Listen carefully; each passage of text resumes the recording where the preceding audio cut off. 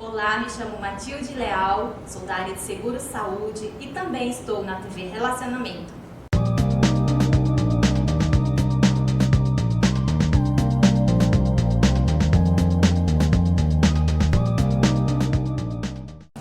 Olá, internautas! Iniciamos mais um programa Gestão Executiva e hoje nós temos a honra e o privilégio de conversar com um profissional da área de saída, Dr. Ari Nazi.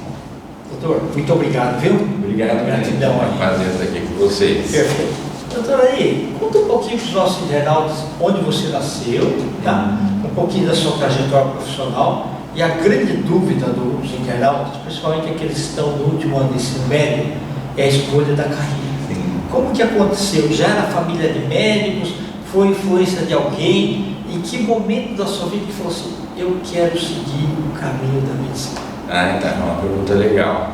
Eu nasci na cidade de São Paulo em 1957, e no bairro Cambuci, e tinha muito mato naquela época, né? Ali tinha muito enchente ainda. Tinha enchente lá lá? do Rio Tamanduateí, Entendi, enchia. Aliás, foi o motivo de nós termos saído de lá, foi o motivo de uma grande enchente que aconteceu. Nós mudamos para um bairro mais alto que era o Ipiranga. Eu sempre estudei escolas públicas. E era excelente, eu também estudei também. Naquela época já não era tanto, mas era o que a gente podia, né? Primário, ginásio, colegial, e depois entrei na USP, na Faculdade de Medicina, ou seja, sempre no ensino público. E a minha vocação para a medicina surgiu com um tio do meu pai, na verdade, que era um médico de uma cidade pequena no interior, noroeste de São Paulo, do estado, chamado Getulina. Ele era o único médico dessa cidade. Puxa vida. Ele era mais importante que o prefeito. Com certeza. E era o mais conhecido, né? Com certeza. E nós íamos passar férias lá com certa frequência, aliás, todas as férias, eu via ele trabalhando, né? Então ele trabalhava à noite, trabalhava o dia, fazia pequenos procedimentos. E você viu o seguinte, a disponibilidade dele, e aquela parte humanizada, né? Não tem aquele negócio de falar assim, olha, doutor, apareceu 11 horas da noite. Atendia. Não tem aquele negócio de falar, não, eu vou jantar primeiro, eu vou almoçar primeiro. Na verdade, ele tinha um consultório, né? As pessoas sabiam onde o doutor morava, né? Que era o principal da cidade. Então, a hora que apertava as tocava a campainha, ele atendia lá mesmo. Era muito interessante que era uma cidade pequena, região da agricultura. Naquela época ele recebia pagamento, sim, bezerro, galinha, peru. E a caça de banana. Na casa dele, do lado, tinha um terreno grande onde ele punha toda essa bicharada que ele ganhava. Entendi. E depois do tempo ele comprou uma fazenda para guardar as coisas. Mas o bacana é o lado humanista dele, né? Ele era muito voltado nessa área. E também outras cidades próximas, assim, bem próximas também, aproveitavam e iam para lá também, né? Eles diziam que quando o doutor mandava, a cidade maior, mais próxima, era Linz, que era uma cidade maior. Isso, que tinha até faculdade já, né? Naquela época não sei se já não, acho que não tinha, não. Olha como o ensino é novo. Eu não lembro de medicina, mas, por exemplo, a primeira turma de administração do país é 1965. A primeira turma de psicologia é 1968. É tudo novo. Recente. E o doutor, quando encaminhava para Linz, as pessoas já sabiam que era um caso muito grave. E o resto ele recebia das cidades em volta, com e-mail, públicos, e atendia, e era bem legal. Um detalhe interessante desse tio, que também teve uma influência grande na minha carreira, ele estudou com Guimarães Rosa, na Universidade Federal Puxa, que de Minas bacana. Gerais. E provavelmente, depois da formatura, eles nunca mais se encontraram, né? Porque um foi para um lado, outro foi para o outro. Exato. Mas ele lia muito, então esse tio para mim foi uma influência grande na medicina e o Guimarães Rosa na literatura. Se me permite, claro. Por exemplo, em Tupi-Guarani, aquele bichinho que queima com fogo, nós chamamos de taturana. Sim. Né?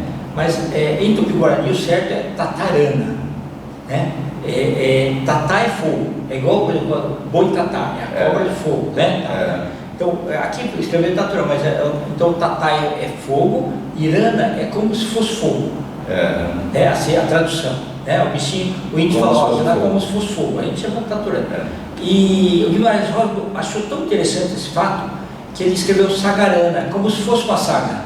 Ele inventou essa palavra.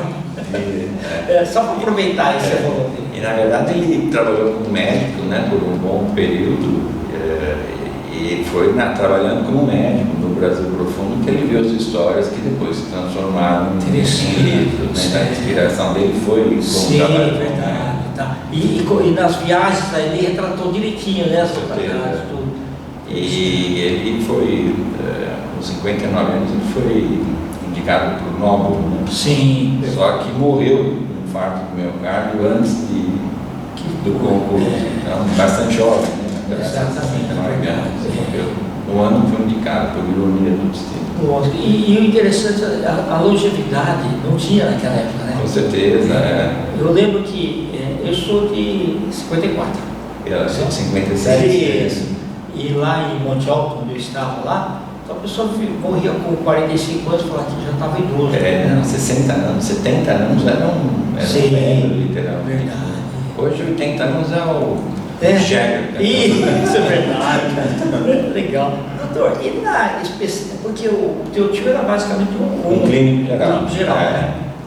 Na hora que você começou a estudar, na hora que tem que pegar a especialização, como é que foi isso? Uma história bem engraçada, porque eu entrei na faculdade com uma cabeça aberta, assim, que aliás eu recomendo todos os alunos que façam o mesmo, né?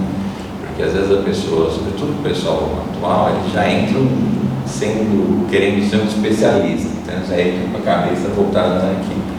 E eu recomendo que nos façam isso. Naquela época eu entrei com a cabeça bem aberta, não sabia exatamente o que ia fazer, e fui vendo durante os estágios que me apaixonava mais, né?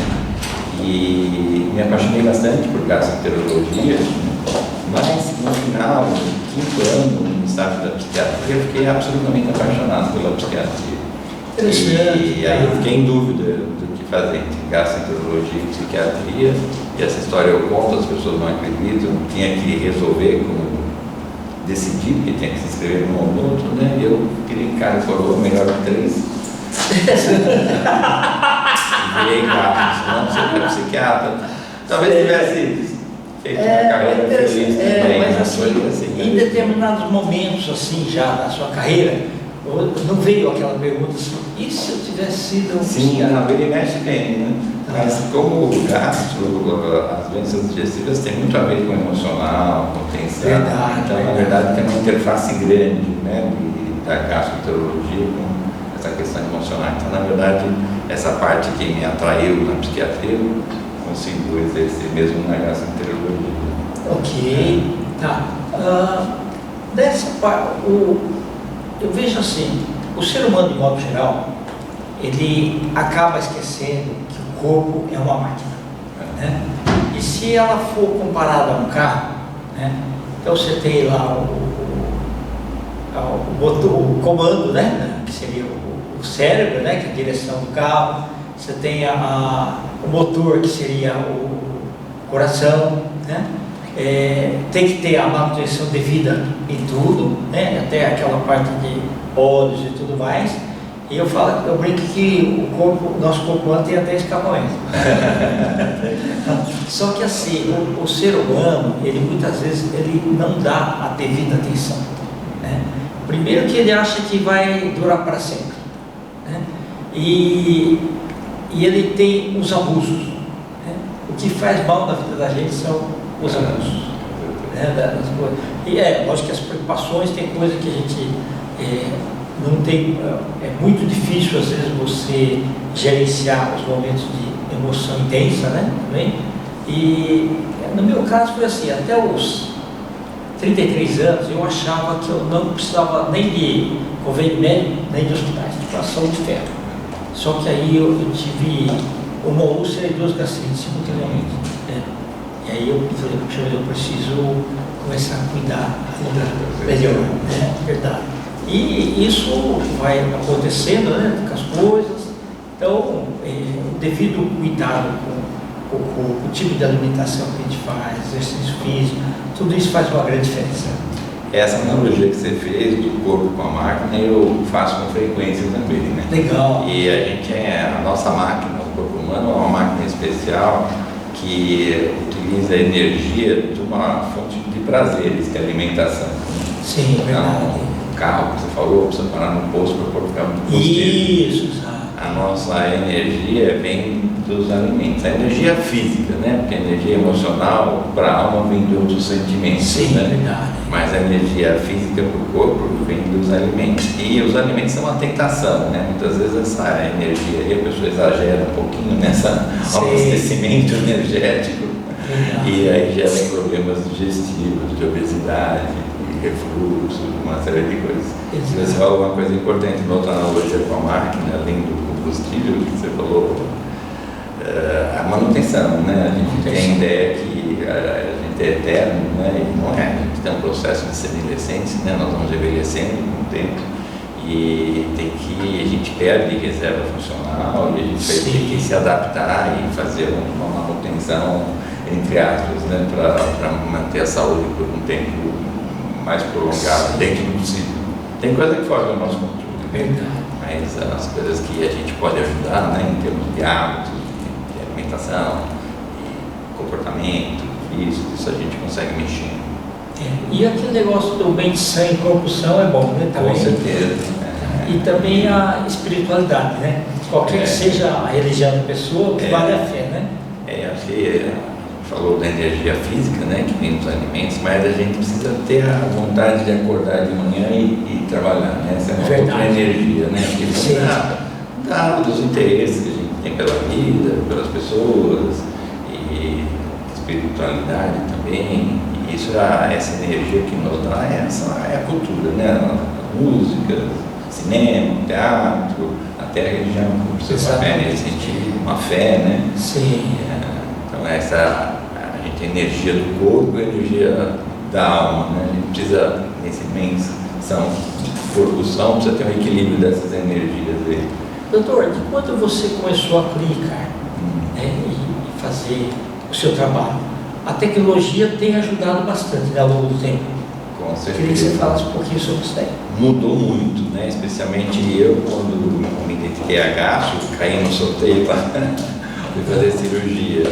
E isso, eu me formei em 81, então tenho mais de 40 anos, 43 anos de formado. Nessas 4 décadas foi uma mudança absolutamente radical na cirurgia, né? Naquela época se falava assim de grandes cirurgiões, grandes incisões, faziam incisões enormes, depois começaram a fazer as incisões menores, depois veio a cirurgia minimamente invasiva, né? Que você opera por vídeo assistido, né? Sim. Coloca câmeras, instrumentos e opera vendo um monitor, e mais recentemente o auxílio robótico, né? Então, 4 décadas num corte desse tamanho. A videolaparoscopia. E agora com a robótica. Mas, assim... E é uma junção muito grande, porque não é só a medicina que está ligada nisso, né? É medicina ligada à engenharia, tecnologia, física, que desenvolve os equipamentos, né, que dão esse avanço tecnológico, que faz com que a gente viva muito mais. Exatamente. Eu me recordo que em 89, antes, quando eu trabalhava numa estatal, a gente tinha exame de sangue, fezes, urina só uma vez por ano. E quando eu depois acabei indo para a American Express, aí eu fiquei até surpreso, porque eles pediram um monte de exames e me coletaram 8 tubinhos de sangue. Eu falei, nossa, para que não? O colesterol é uma máquina que lê, não sei o que, é outra máquina, e não sei o que, tal, aquelas coisas, né? Hoje a máquina já consegue ler tudo, né? Praticamente assim. Separa os tubinhos, né? Mas por conservação. Mas não precisa mais de 8, Está né? bem mais automatizado, né? Todo o processo médico e apoio, né? Melhorou bastante. Diagnóstico, terapêutico, né? Os tratamentos hoje tem doenças que a gente não conseguia tratar até um certo tempo, e agora você consegue tratar algumas delas, até neoplasias, né? A pessoa faz com que ela não morra mais de neoplasia, assim como aconteceu com a AIDS, né?